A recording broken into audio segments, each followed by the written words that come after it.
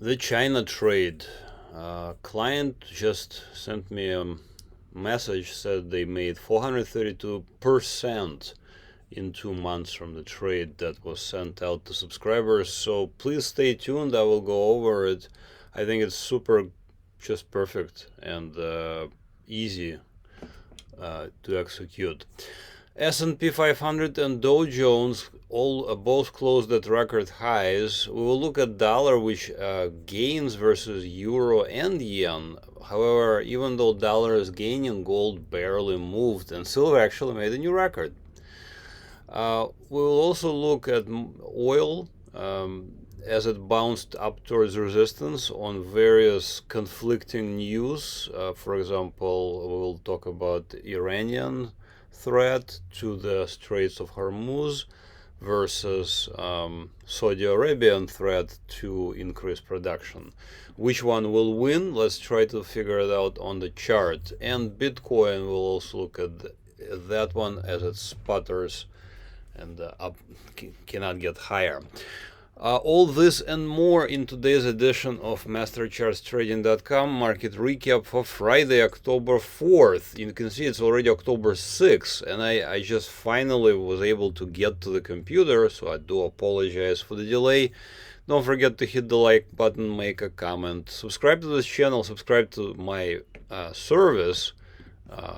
If you go to Master Charts Trading, you can sign up there. I send out daily newsletter, and I will discuss one of the trades from that newsletter in just a second for China.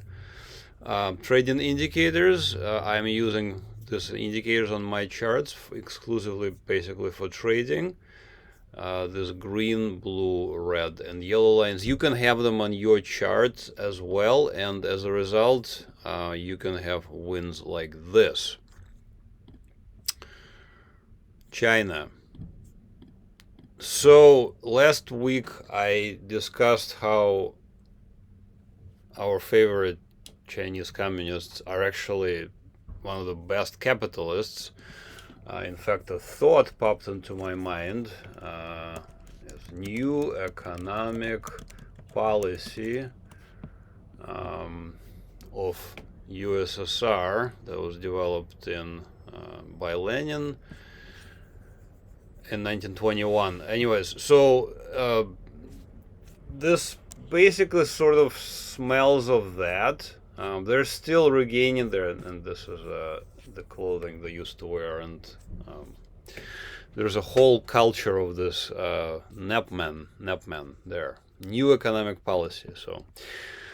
So Chinese Communist Party has announced or Chinese Central Bank, whatever you call them, most aggressive stimulus since the pandemic, and I got this from the internet. So on 24th of September.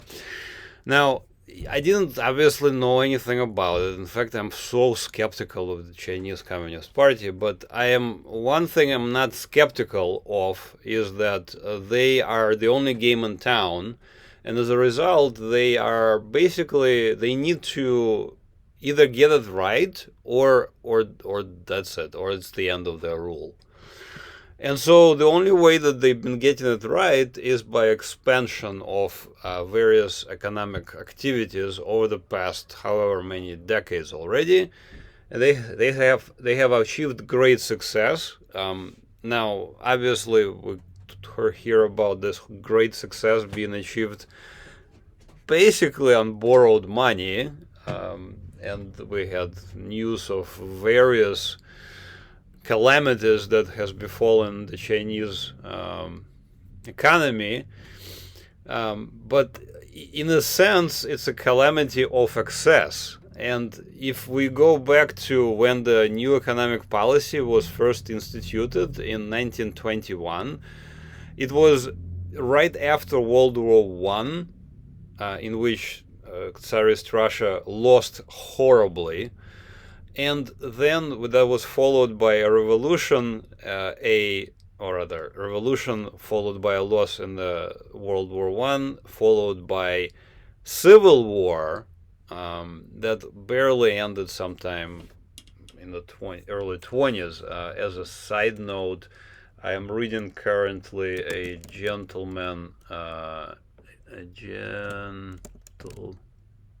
there, a gentleman in Moscow, which also begins around that time. So very interesting book. I would recommend it.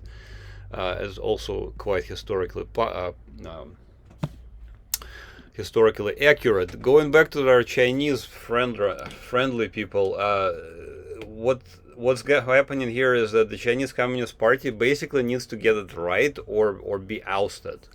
So based on that information, you can trade. However, you need some sort of an anchor, because we need to know, are they going to be stimulating here in May of 2023, or are they going to be stimulating later? In either case, we don't really need to know anything about what they're going to be doing, because we have no way of acquiring that information from the Chinese party leaders, unless you're somewhere in upper echelons.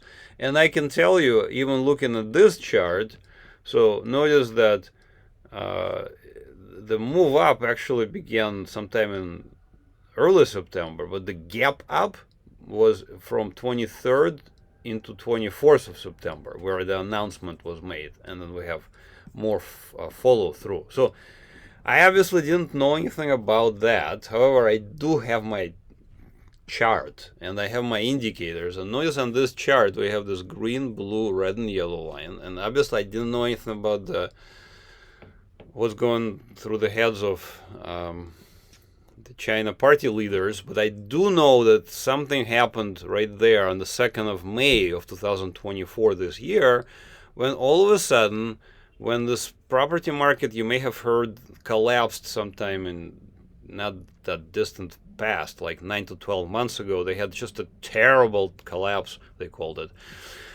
But nothing really major happened. I mean, yeah, we sort of dropped from 27 to about 21, but it wasn't like we went to $5, you know, we didn't halve the market. So already back here in the early 2024, I sort of kind of knew that they're not really gonna, you know, militarize. So the new economic policy all ended very badly, if you read about this, because what they did is they allowed the private enterprise, basically, so no more common, you can have private property, whereas versus communism, you cannot have private property. That's the definition of communism. So back here in 2020s, early 2020s, after they allowed this expansion, they basically robbed them and killed many of those Nepman and sent them back into gulags. Okay, so they allowed this economic expansion to grow, and then later on they basically just robbed them blind and expropriated, that's the word that came from that time period, and expropriated their gains. So China is there. China is that country which can do that very easily. However, they chose a wise move, I thought. They chose not to do that just yet. Okay, they chose not to militarize their society, because back here there was already talk about how we should honor the communist goals, and you know everybody needs to pull their weight and all that. All right, so it was wonderful while it lasted for about 2 to 3 months, but people were like, that's old news. We need something different this time. And it wasn't really different this time. It was just more, and it was a little unexpected. So notice the way this move unfolded for China. I mean, it was going nowhere. It was going sideways. Now, of course, you can also notice this upward facing arrows, because already as early as May of this year, this is May 2nd, 2024, my indicators were saying something is up. Okay, again, I'm not making this up. This is mathematically calculated. Okay, so as early as May of this year, we're like, okay, something is up, and the risk is very low. Okay, so back then, this is an actual trade. So like, what is our risk? Our risk is from the blue support resistance line to the yellow.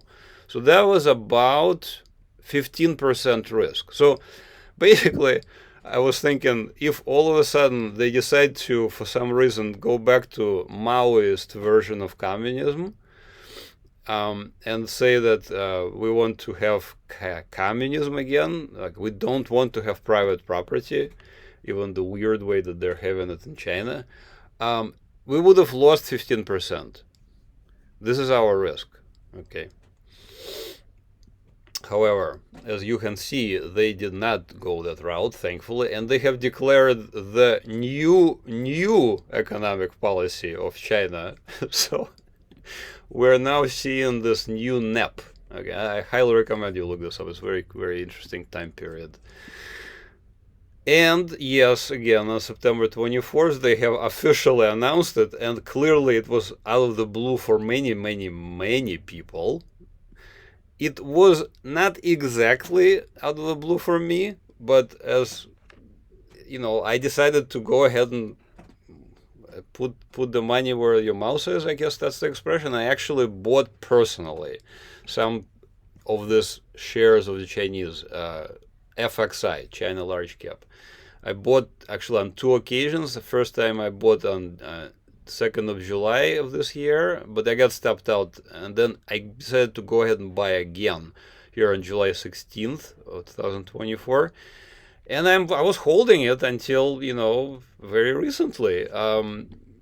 They announced this stimulus. I'm like, yeah, great. It looks like we're gaining.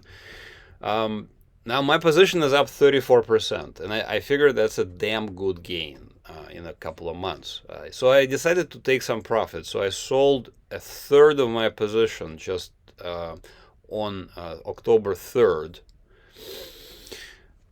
At $34, I bought initially at $26.60, almost $35 actually sold now. So very nice gain so far on at least partial. I don't know if we're going to continue higher. It looks a little bit overdone, to tell you the truth, and I'll tell you why it looks a little overdone. So maybe we can just kind of look at the way this pattern is structured. Maybe we'll go to the weekly chart, and I will also get to my clients, actual clients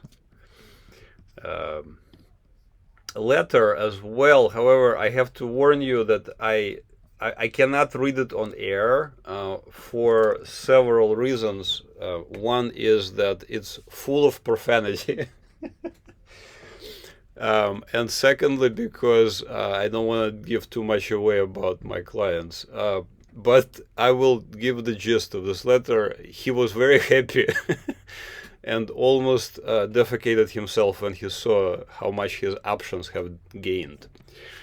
Anyways, just looking at this weekly chart of FXI, and I'm going to turn off my indicators. So this is what I'm seeing here. I'm going to draw it out. So basically this pattern, like a giant zigzag, and yeah, it looks very good, like it could go higher, but it also has sort of getting close to where that is going to be petering out. So looks, you can see that we've gained $8 here. There's an $8 potential gain still on the table. So entirely possible this will continue a little higher, but I know that we will see a pullback of some sort pretty soon. We just don't exactly know from which level. Okay, so to minimize regrets for the future, I decided to take some gains, because I don't know, maybe it will pull back sharply. It doesn't look like it will, but who knows. Okay, so let's get to my clients finally. This is what he did. He did the same thing as I did, except for the only crucial difference is that I bought the stock, FXI. This is a ticker symbol, FXI. He bought an option. Okay, so what did he buy? On July 16th, so 2 months ago of this year, 2024, he bought an option that was expiring in March of next year, 2025. So we're looking at about 9 months out, I guess. I mean, it's decent. It's not like, I would potentially think about buying even further out to minimize the decay, the theta decay of the option. However, this is a very reasonable option that he chose. He bought $30 calls. There were like a few strikes out the money. They were not exactly next to, but basically I think he was counting on breaking out above this level from May 24th, and it's like a reasonable level. So he bought each one of those contracts at $113 on July 16th, right there. He actually sent me a date here, and he said it was okay to publish. He doesn't mind. And then basically we're looking at the same chart. I bought the same date, 16th of July, right there, and I'm waiting. I'm doing nothing, and all of a sudden we're hearing this stimulus being announced, and my position goes up, a few percentage points. Like it went up 14% here on the 25th of September. His position most likely like at least doubled, if not tripled, because notice that how much they move. It went from $113 to October 3rd, which is Thursday, to $600. Okay, that's just mind-boggling gain. Okay, it's 432%. So what does that mean? Okay, so I'm gonna open this calculator here, and this is where I'm getting that number from. So we bought at 113, we sold at 602, or the client did, and we sold at 602. So that's 432% gain. Okay, but let's just think in terms of an actual account. So let's say you have a 432% gain, and you have a very small account. You have I don't know, $10,000 account, and you risked $100. Okay, that means you made 432%, but your actual final value is $530. So it's reasonable, but it's not like great. Okay, in this case, in the case of this guy, of my client, he I'm going to just share very briefly that he made it, and he doesn't really need money, but he has a passion for trading as well, and as a result he has a sizable trading account, right? So when we talk about sizable, we talk about largish positions. $100 is a smallish position. Let's say $1,000 position. So you bought $1,000 worth of stock. Your final value is already $5,000. That's very nice. Okay, if your account is, let's say, $1 million, and you're okay risking larger amounts, you can, let's say you risk $10,000, that's $53,000 profit. And it continues. As you can see in this game, everything is skewed towards larger account. And at the same time, when you have a large account, it sort of implies that your life has been in order of some sort. In other words, you are not really in need of taking money from your trading account and taking care of unexpected expenses, with your child. So let's just say you have a very nice, sizable trading account of, let's say, $10 million, and you risked $100,000, which is a significant amount, but not like the end of the world if you lose it. If you have $10 million, a loss of $100,000, it's painful, but in absolute terms, it's not that bad. And also, if you realize that now your account is $532,000 more. Okay, so next time when you take that into consideration, you can bet higher amounts. Let's say you can take $15,000 as a initial position. Anyway, so you can kind of play with the calculator here and just think about what is it you're trying to achieve in life. But I wanted to show this because this is one of those very, very straightforward trend following trades. We're not making anything up. We're thinking only of trend following, right? We see that the breakout has occurred. Okay, when we're talking about the breakout for FXI, the breakout, the change in trend from downtrend to uptrend is obvious in the chart. So it's the 2nd of May. Okay, so at that point, basically, we only have to think about positive thoughts, up direction. Okay, so in this case, yes, we simply follow the system. We bought the stock. Client was very smart and bought far out options. So I would recommend buying options at least 9 months, better a year out, to minimize the time decay. All right, guys, what do you think? Make a comment. What do you think about NEP?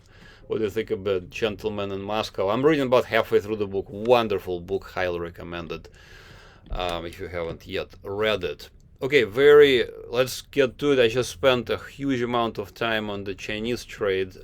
S&P 5 equipment failure, so we're going to continue where we left off, but in a slightly different environment. You can see there's more ambient noise. I apologize for that. S&P 500 is at new all-time weekly close, all-time high weekly close. So did the Dow Jones, also all-time weekly close. So again, by and large, stocks are moving in the right direction. We are trading on the upside. We're trend following to the upside. Euro versus US dollar dropped in favor of US dollar. You know, this pretty sharp decline from September 30th into Friday, October 4th. Somewhat similar is for USD versus JPY. So again, in favor of United States dollar. So looking at the chart of the dollar itself, we're approaching the resistance. You can see it at this red support resistance line. The dollar is in a downtrend. However, it has been on a sharp pullback. So we're looking for this resistance to reaffirm itself sometime in the not so distant future. We can consider shorting the dollar again. I thought that the strength in the dollar over the past 4 days would translate into weakness for gold. It did not. In fact, I was like, maybe we should sell short. Maybe we should, but there was barely any movement to the downside. I mean, notice the way the dollar rallied, but gold really didn't do anything. Again, XAU divided by USD, so the bottom part of this equation just got bigger, but gold really didn't care. Silver, in fact, made a new record. It's an all-time high. So I'm not sure what's going on there. I guess we shouldn't really worry about too much about the dollar and trade gold and silver in the vacuum. Light crude oil futures, so with all the turmoil in the Middle East, scary, I mean, very, very scary situation. Pretty much anywhere from Israel all the way to Iran. So Iran has threatened in the past and most likely will close the Strait of Hormuz should there be an escalation. So Strait of Hormuz, I'll show it to you.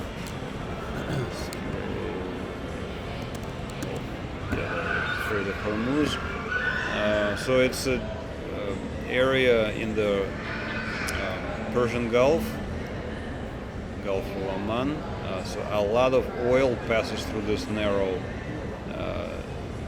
sea lane. I think something like 30% of the world's oil passes through this area. So there could be some major disruptions. However, Saudi Arabia could increase production and just bypass this Persian Gulf because they're all the way on the Arabian side as well. So there's a some sort of a balance that needs to happen between Iranian actions and the Saudi Arabian actions, in the sense of will oil go up or down in price. Saudi Arabia has said that they might increase production, while Iran said they might constrain supplies. So where does it leave oil? Oil rallied towards the red support resistance line. It landed on the red support resistance line. In the past we sold it short there. So do we want to sell it short again? Yeah, it looks like it might roll over here. However, there is also a chance of escalation, like I said. So it is a difficult situation. I'm not gonna sugarcoat it. On the weekly chart, I wanted to point out, I already have pointed out this oil chart. So notice that this area that I highlighted was a orangish rectangle, and its area of prices between $63 to $71, where it has found support on multiple occasions in the past, at least here in August 21, December 2021, in March, May, June of 2023, to a lesser degree maybe in December 23, and just recently again we dropped into that area. However, notice we rallied from that area again. So this is a crucial point. We'll see if the rally will continue or we're gonna roll over. It does look more bearish now than in the past, so I would consider selling it short, possibly. Bitcoin versus US dollar. So it looks like it's, you can see upward facing arrows, and it does look like it's at least today's candlestick seems like it wants to go higher. Yeah, this looks pretty good to me, because it's still open. We got 8 hours of trading on Sunday. This is all traded 24 hours a day. Okay, that's it for this week's recap. Please let me know what you think about any of the items we covered: China, S&P, gold, oil, Bitcoin, etc. If you're a subscriber, stay tuned. We have quite a bit of various securities to cover, namely natural gas and market breadth. We'll covered in the members only section. Some of the large cap stocks, ETFs, as well as various speculative securities that look kind of interesting. Honeywell is not really a speculative, or Caesars Entertainment. I mean, it's an established firm, Alaska Airlines. But the pattern that I find are quite good, and I think you should check it out by going to MasterChartsTrading.com. There's also a link in the description. Sign up for one of the products. Again, I have trading indicators where you can trade your self with these lines in the chart. Like for example for China, FXI, recent trade yielded 34%, and if you're trading options, an up is 432%. Trade newsletter, again I send out daily alerts. So for example China was sent out recent alert. That's it for this week's recap. Please don't forget to hit the like button, subscribe to this channel, share this video, ask any question you like. Thank you for watching. Have another great trading week. Bye bye.